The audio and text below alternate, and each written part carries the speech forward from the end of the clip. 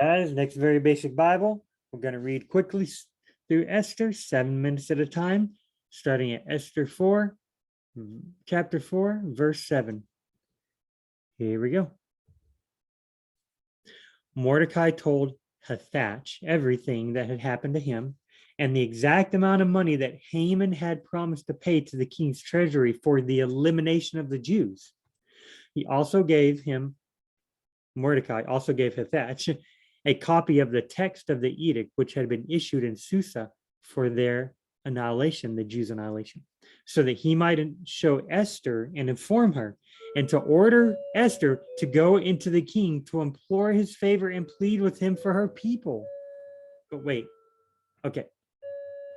So Mordecai wants Esther to go into the king and say, please don't kill the Jews. So Hathach came back and reported Mordecai's words to Esther. Then Esther spoke to Hathach. So evidently Esther can't go outside and talk to Mordecai. Then Esther spoke to Hathach and ordered him to reply to Mordecai. So here's what Esther says to Mordecai. All the king's servants and the people of the king's provinces know that for any man or woman who comes to the king in the inner courtyard who is not summoned, he has only one law, that he be put to death. Man, why would you make a law like that? If you come unsummoned, you're put to death. Unless the king holds out to him the golden scepter so that he may live. And I have not been summoned to come to the king for these 30 days. Been 30 days since she's been summoned. She doesn't want to go in. She's going to be killed if she goes in without being summoned. And they reported Esther's words to Mordecai. Then Mordecai told them to reply to Esther. So what is Mordecai's reply? Do not imagine that you in the king's palace can escape any more than all the other Jews. For if you keep silent at this time, liberation and rescue will arise from the Jews from another place.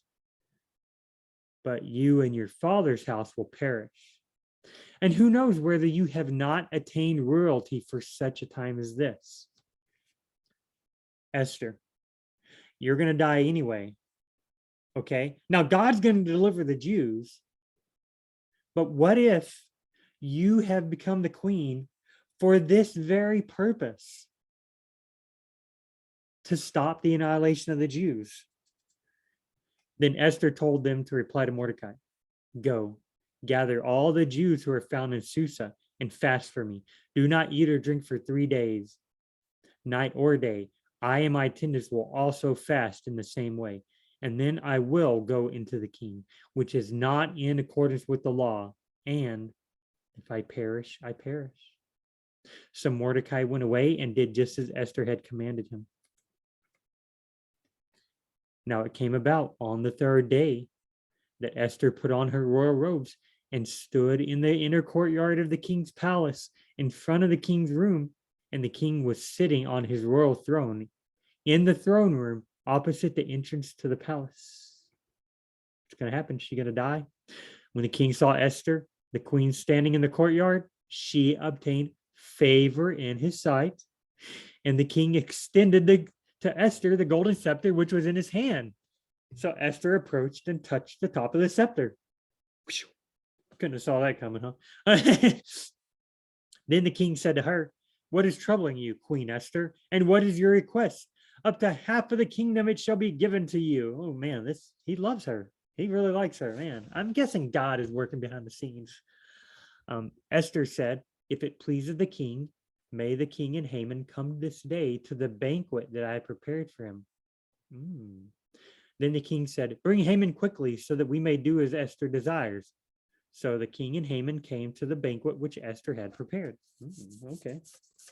She's going to give him some food, maybe get him drunk, and then be like, hey, please don't kill us.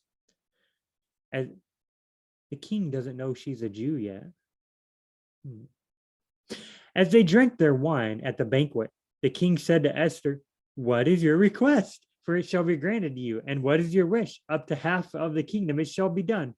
So Esther replied, my request and my wish is, if I have found favor in the sight of the king, and if it pleases the king to grant my request and do what I wish, may the king and Haman come to the banquet for which I will prepare for them. And tomorrow I will do as the king says. Okay, so They're going to come to a second banquet. Now she's going to actually tell the king what she wants. Okay. So the banquet wasn't what she wanted. The banquet was, hey, come to the banquet and I'll give you what you, and I'll ask you what you want. Because, hey, he's a king.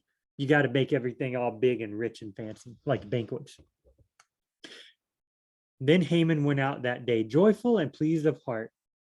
But when he saw Mordecai at the king's gate, and that he did not stand up or tremble before him, Haman was filled with anger against Mordecai. Haman controlled himself, however, and went to his house, but he sent for his friends and his wife Zeresh.